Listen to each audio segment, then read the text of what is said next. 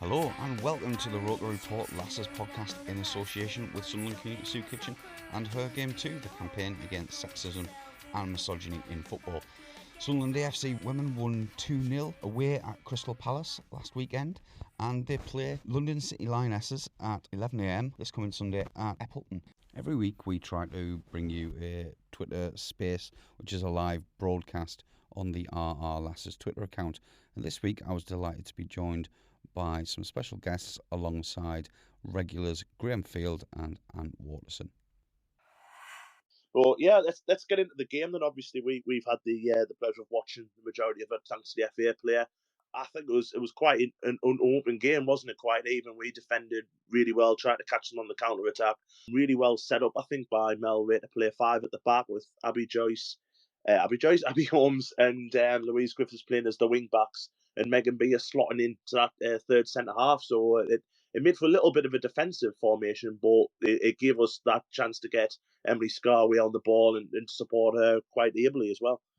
You know what? I thought it was, on paper, I thought it did look defensive, but then in practice, it was quite clever.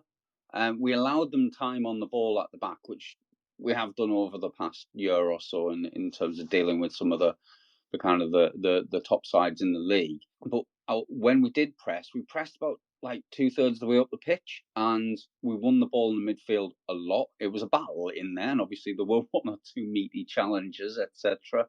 But I thought when we were on the ball, we were generally neat and tidy, but we moved it really quickly. And obviously, Niamh Heron was fantastic. Never seen a box-to-box performance like that. Obviously, since Jill Scott, who I was comparing her to earlier, just the energy and the fact that, she was popping up. She was one-on-one early on with the goalie. It was a really interesting tactical battle. And I think you were right in terms of saying our defence. I think Mel came out and said, great defensive performance. And it was all built on that. But that defence was across the pitch and everyone battled. And I think that was what I thought was really impressive, especially early on, because we didn't let Palace get control of the game. No, correct. Yeah. And Graham, we'll talk about Niamh Heron a bit more detail with that game in particular, because obviously she was injured at the start of the season, so came in a little bit later. But obviously come back and played in that kind of quarterback role what she's been playing in last season. But yesterday it seemed as if she gave a little bit more attack, and it was more of a free role for her. And I've banged on for the last 18 months that she needs to play further forward, and I think it was proven why she should be. I mean, that was as Richard just said, that was a box-to-box performance from her. Yes, we'll talk about the tackles that she put in, but the energy that she put in was unbelievable, wasn't it? Yeah, she was really, really good. I managed to watch the game. Literally from the first few minutes, she's put a nice ball across to Abby Holmes. And I think Abby Holmes was probably a bit disappointed she's not popped it in at the back post, actually. That was just after a few minutes. So I think Niamh, I don't know if Mel said that she wanted her to sort of get up, because obviously we've not seen a lot of other season with her being injured. I just wonder if Mel said, like, this season we want you to sort of get forward as much as I can, because she's got the energy to do it. So I noticed a few times she managed to get forward. Obviously, like I say, that was just a few minutes in. But looking at the, so I think it was about half an hour in, I think she'll be disappointed she's not scored with her left foot when she's clean through. But again, that's her getting from sort of a Joel box all the way up to theirs. But yeah, she was excellent. I actually think Emily Scar was brilliant as well. She was just turning like half decent balls into sort of good balls running the channels. And the centre halves of Palace must be absolutely sick of that. Every time they were picking the ball up, like if the ball was getting put in the channels, next thing you know, a couple of seconds later, she's there pecking at them. She must have just been an absolute pest that whole game. So I think obviously she ended up getting taken off after I think about an hour or so, because she just run herself into the ground. But yeah, I think going back to Niamh, she was excellent all game. I thought Holly Manders was very good as well, and Emily as well. Emily Scar, I thought those three for me were the pick of the three. Let's say it's all about opinions, but that's what it looked like for me. Oh, I couldn't honestly name you a player of the match. I've kind of fluctuated between Niamh, Abby Holmes, Holly. I've changed my mind 3 or 4 times. Emily Scarr, I thought she was absolutely superb. And I thought Danielle Brown was brilliant as well. Like a bit of the Corey Evans role, like kind of breaking up the play and passing the ball, bringing players into play. I thought she was excellent. I thought it was just an all round brilliant team performance. But obviously there was some controversies, Rich. The first one I'm going to go into, I'm going to try and do them in order, is the penalty decision where a free kick's gone over. Emily Scarr's got round the back of the defender. There's been a collision between her and the goalkeeper. I've watched it back a couple of times now. I think it's a penalty. I don't know about you, but what's your opinion on it? It's a penalty and arguably a red card. I've got it on my computer in front of me, right? It's flicked on.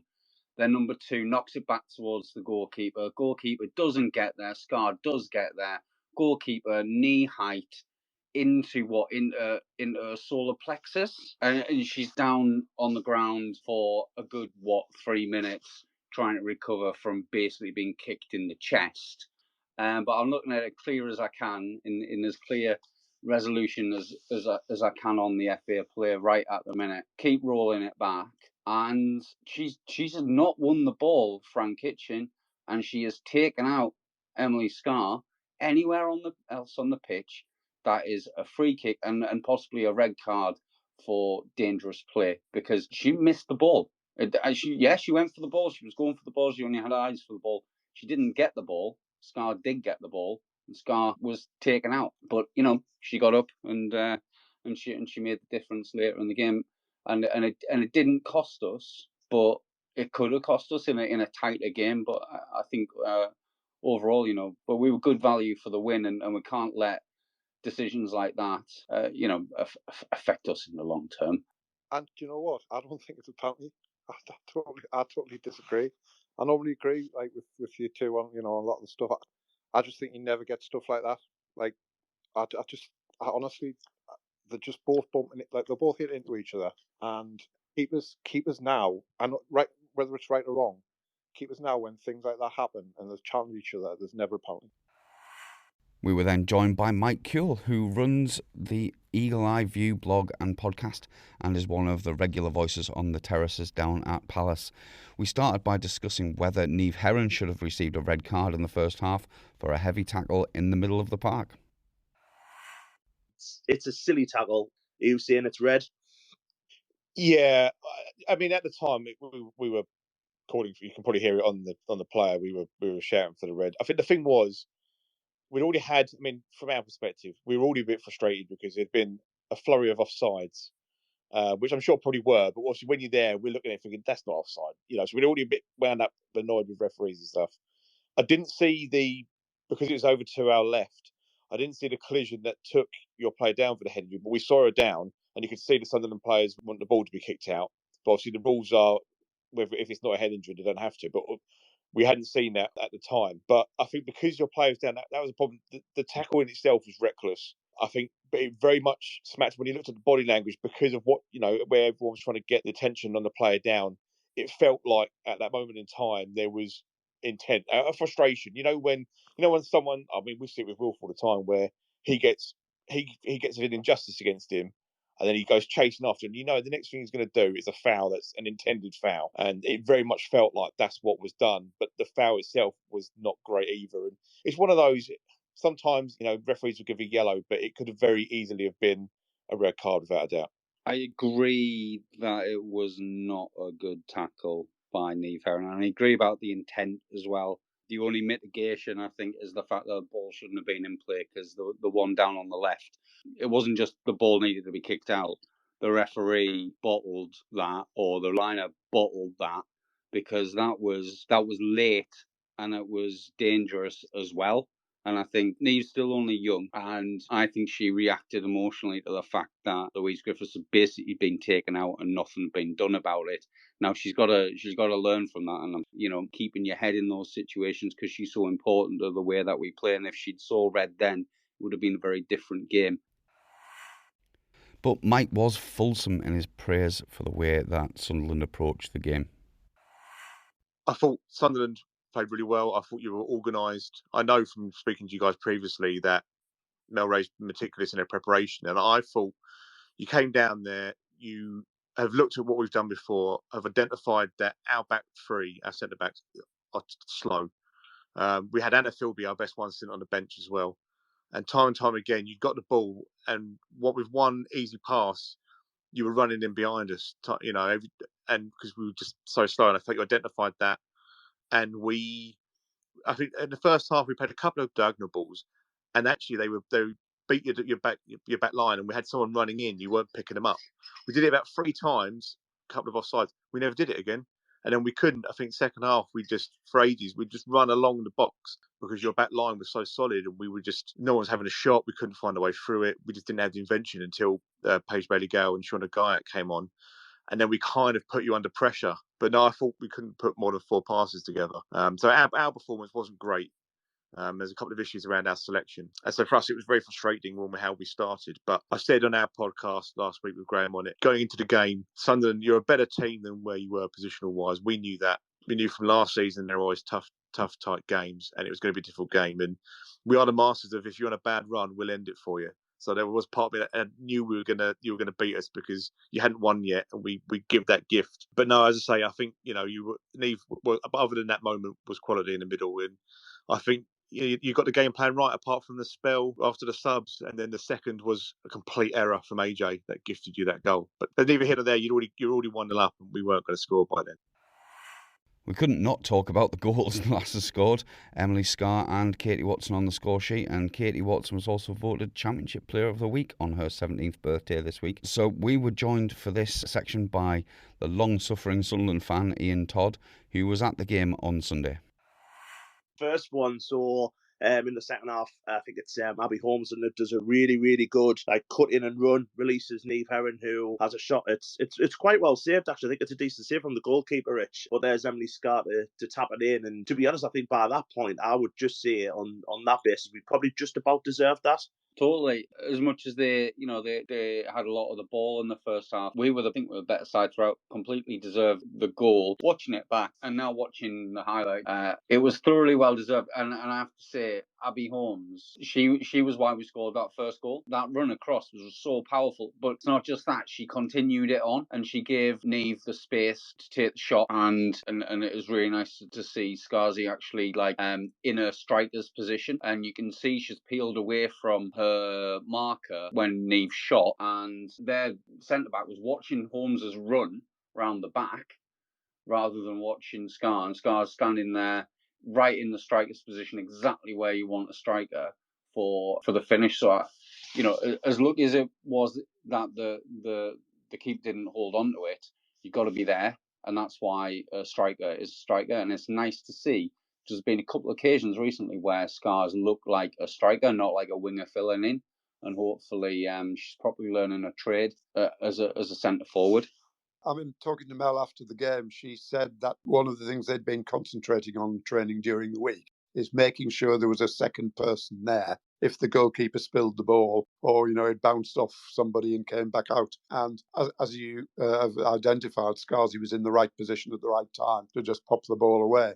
Just going back to the sort of general business about us, the way we set up, the other thing that Mel said after the game was that we played a behind closed doors game last week against Celtic, and we chose Celtic because they play in the same sort of way that Crystal Palace do, and therefore we played the friendly game last week as though we were playing Palace. So it was good that they were actually sort of practice in the way that they expected Palace to play, and the way we could actually counteract that, and the way we set up, and the way we reacted to, in breakaways and that sort of thing as well, which, full marks to Mel and the coaching staff for. And I think it identifies the way in which behind the scenes now, the analysis of opposition is being fed into the way in which the girls actually prepare for the following game.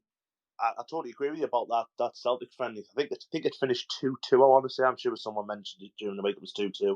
So obviously that's a great kind of fixture to have just before that. So thank God for the international weekend. To be honest, I've never said that before. But obviously, Rich, I want to go into the second goal as well, but also the triple substitution that Mel's made. It's not long after the first goal. Now after we've gone 1-0 up, you kind of expect, we'll just shut up shop. And Mel's made quite an attacking triple substitution there. But Tyler Dodds, Nikki Gears, and Katie Watson on for pace, I think, obviously to have a crack at them, and I mean, it paid dividends, didn't it? I mean, Nicky Geese has got the ball. Obviously, a Palace player's made a mistake. Nicky Geese got the ball, and I mean, I love watching this go, because you don't know where Katie is, and all of a sudden she comes flying into the picture. Great first touch, wonderful, like, kind of, awareness to take around the goalkeeper, and then a great finish as well from someone so young. It's a cracking goal, but also well done to Mel Ray. I think we need to give her a big pat on the back. I was shocked with that, in a really good way. And I've been a little bit vocal in saying how sometimes disappointingly reserved we've been this season. And it was lovely to see the fact that, like, she brought 3 forwards on 5 minutes after we'd scored, and it was like, we're away at one of the best teams in the league, and she's going for the jugular, and it was brilliant to see. And yeah, the way that it was scored as well was a turnover, and that, again, that quick counter-attacking football got the ball forward from intercepting the pass really, really quickly. To be fair to Nicky Gears, the ball was really beautifully weighted, but Katie basically told her where to put the ball. Confidence from the youngster to actually be able to do that with a more experienced player alongside her, and then a finish. I mean, she took it across the keeper, she kept it cool, she took it to the kind of the acute angle and still slotted it home. Lovely. And you can see obviously how much it meant to the whole team to be able to put a game to bed like that, and we're not hanging on, and there's no chance of us losing it in the last seconds like we have done previously. And it was just nice as a fan not to be like, I was refreshing Twitter like nothing, and it was nice to just relax for the last few minutes of injury time. I was a bit scared that Katie had actually taken it a bit too far behind. Well, yeah, but she dealt with it, didn't she? She did, yeah, absolutely, yeah. It was, and that's what, maybe it wasn't absolutely perfect, but she dealt with what. Oh, absolutely. For a youngster with that maturity, and excellent. Brilliant to see.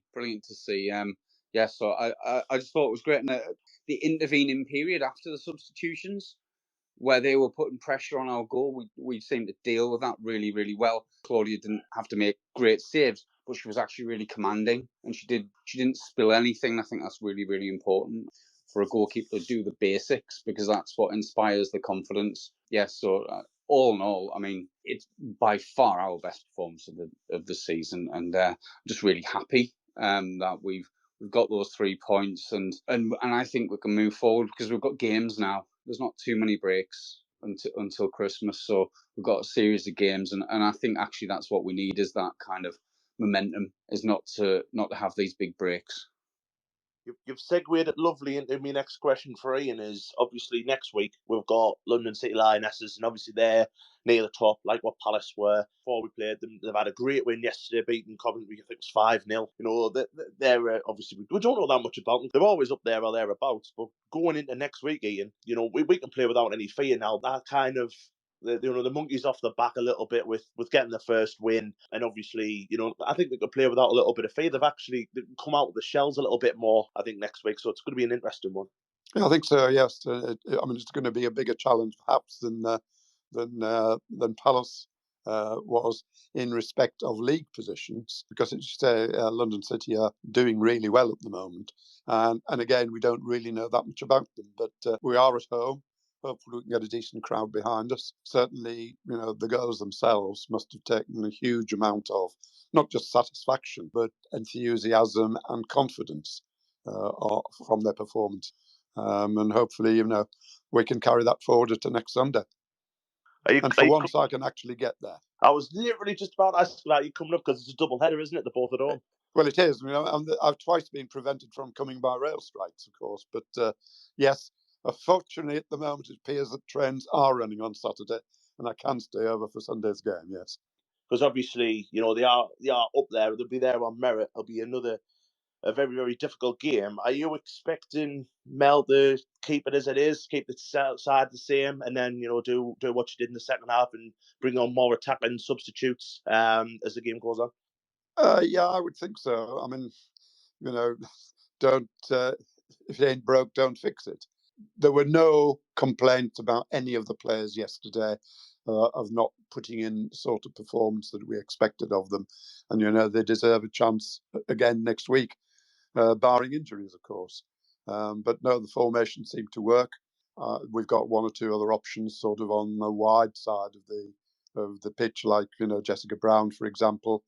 But I mean, that's not to say that, the players in possession at the moment didn't actually deserve another chance. If I could just go back to the second goal and where did Katie Watson appear from, she was actually playing as a sort of double up at the left back position for most of the game when she came on. I haven't actually seen where she shot across the pitch from, but she was doing a hell of a lot of backing up and assisting Louise Griffiths in preventing their substitute from getting the ball in from that right wing. Yeah, I mean, we were very much playing with a sort of one up front, and Emily Scard sort of run her socks off to bring Nikki Gears on to play a similar sort of game up front on her own. Worked very well.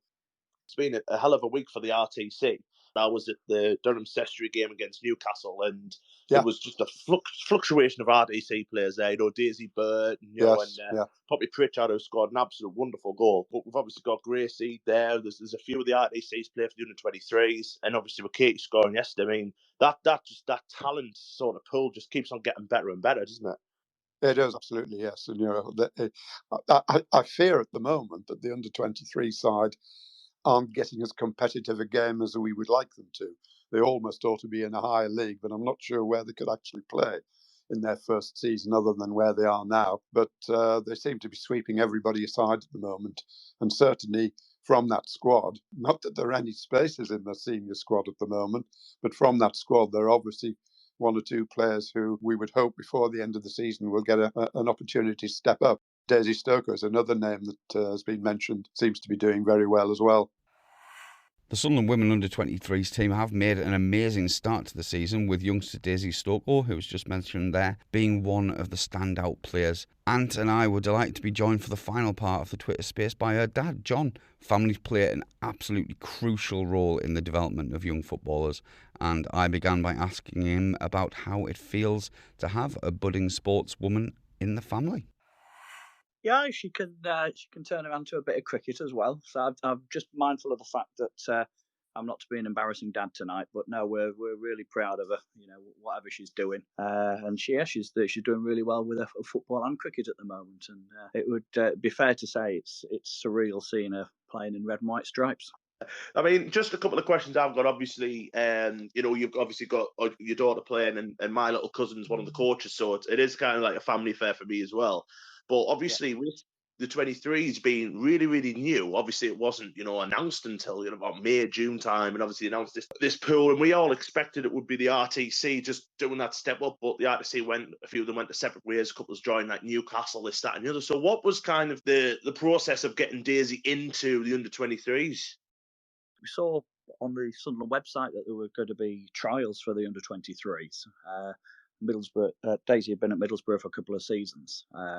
She's enjoying it. She's got a lot of good friends there, and she's at varying degrees of success. But then when there's a chance to maybe come up and trial for playing for Sunderland, she was definitely going to go for it. And thankfully, she got in. So I think they had a few trial sessions. A lot of the girls went up there, and then they picked a squad. I think it was of 16, and I think they've got a couple of other ones in since then as well, and they seem to be gelling really well.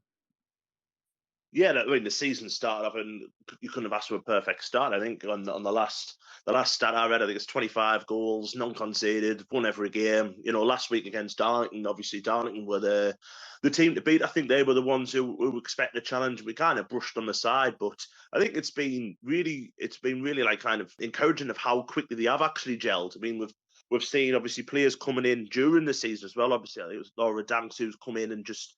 I think she came in the second game of the season one, and her and Daisy have got a really good understanding, I think, up front. So it's amazing how quickly they look like the team we've played for a good couple of years, isn't it? Not just as if it's just come together.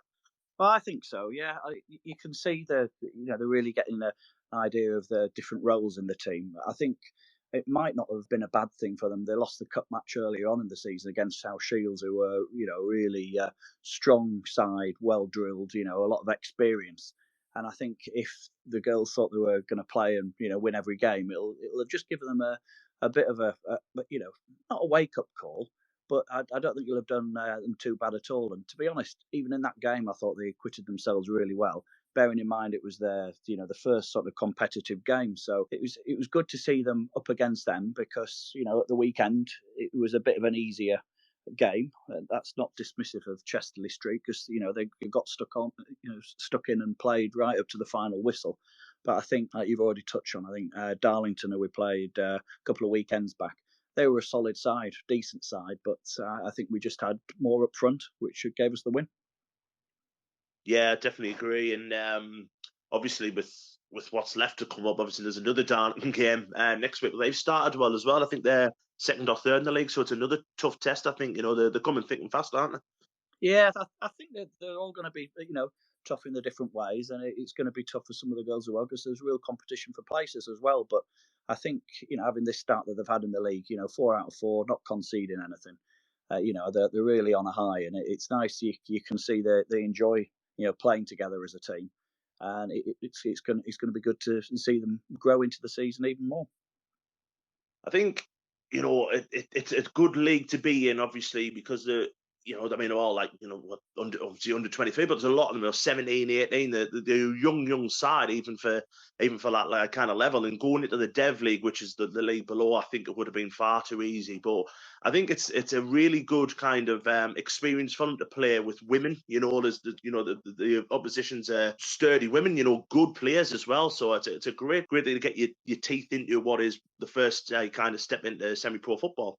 Yeah, definitely. I think a lot of the teams that they've played so far, there are good players in each team, and then you've got some wily old campaigners who, they may not be maybe technically gifted or as skillful, but they've been around the block a bit and are used to playing, physical, competitive football. So it really is a good learning curve for them. And yeah, there's some younger ones, so we've got some slightly older ones, but they all seem to be improving week on week as well. So I'm sure, the coach and manager are pleased. Well, I can guarantee that they are. I speak to Jeff very regularly, and he's over the moon. Obviously, there's a couple of players he has picked out. Obviously, Maya Forgy at the back, who I actually think's Rolls Royce. Thinks he's brilliant. Obviously, Daisy herself, who's really started the season well. A really good striker, actually, because she doesn't just score goals. She sets them up. She's very, very selfless. So, she must be having the time of her life the last few weeks. Yeah, she seems quite happy. There was maybe one kick that she wasn't quite as pleased with the other week. Yeah, she didn't stick a penalty away, but she's always up for putting her hand up and taking them and getting stuck in. But I like to see her having a pop-up goal, but I like the way she plays people in as well. And I think she just loves playing in red and white. Although it sounds really, really cheesy, I think it's given her an extra spring in her step, and she's enjoying it, and she's enjoying getting to know her new teammates. And like you've already said, new players coming into the team as well. It keeps everybody on the toes, and I think young Maya, since she's come in, at the back, I think she's looked quality. And you see Ree sometimes, it's as if the ball stuck to her foot. She just glides past people, and I think the defence at the back, they're really, really, really solid. And I have to say, I think last couple of weekends as well, you've got Jazz in the middle of the park. And she just runs the game. She's good in the air. She's stuck a nut on a couple of corners as well, and scored goals. There's talent all over the pitch. It's good to see. You mentioned Ree Allen Maliburn, who was on the bench in a pre-season game against Forest. So it's there that character's there to eventually, if they're good enough to make that step into the first team, it must be a really good character to dangle in front of them. And if they're good enough, that they can step up to the first team when needed. Yeah, without a shadow of a doubt. Daisy, I'm sure the rest of the girls are loving playing for the under-23s, but they'll definitely want to play for the first team. Whether they're good enough or not, only time will tell. But, if you've got that pathway and you see some of these youngsters come through, and play, in the first team, then it can only inspire them to, just up the game and keep going and working hard. My final question for you was, obviously you look at, with you guys being from Whitby, and there's a famous footballer who used to play for Sunderland who's just come second in the Ballon d'Or, which, to be honest, she was robbed. But it's just seeped in history, isn't it? Yeah, well, exactly. It's a shame she didn't win it, but she's, how far Beth's come on is just incredible. And nice kid, still down to earth. Whenever she comes back to Whitby, she does a lot of things for schools around here. And when Daisy was a kid, playing for Whitby Fisher Girls and, going on to play for Scarborough, she popped along a couple of times to come and see her play. And, our whole family's good, but it's a small community around here, so it's kind of everybody knows everybody, and when you have some youngsters coming through and doing well, we've got sort of real pride in them. So yeah, she's done brilliant, and I think I don't think Daisy could ask for a better role model than that, or any young lass wanting to play football, whoever it's for, whether it's for Arsenal or Sunderland or England. Yeah, and obviously, as we've seen in the Euros, Sunderland is quite a hotbed for this talent to go and kick on. And I think we've got a couple of more who will play for England. As I've mentioned many times, I think Niamh Herron will play for England. I think Grace Eade is a star in the making as well. We've got Katie Watts and Libby McInnes who've represented at England level. So Sunderland it's still, even though we've been kicked and we've been beaten and we've been, we've all sorts of happened to us on the men and on the women's side. We always come back stronger, don't we? Yeah, exactly. I think it's fair to say the Sunderland women have been treated appallingly over the years. Decision after decision, and the likes of Man United's getting put in here, and us being demoted and the like. But you only need to look at the lasses who have played for Sunderland, and it's only a matter of time before they get up to where they belong again. And it sounds like Sunderland. The men's side of things, they're really investing in the club. Or I'm hoping that that they're really, really investing in the women's side of things, because it's should do. It's great if we can have two successful teams, and I've no doubt that that the win that the women had at the weekend, it's only going to kickstart their season, I'm sure. So thanks to John, Ian and Mike for taking part in our Twitter space. We'll be back on Spaces after the London City game, which kicks off at 11 a.m. on Sunday at Hetton, and the game will be live streamed on the SAFC Women Twitter account too. So do join us then. Thanks for listening. How are the lasses? And I'll leave you with our theme song, Science, by the wonderful Sunderland band Big Fat Pig.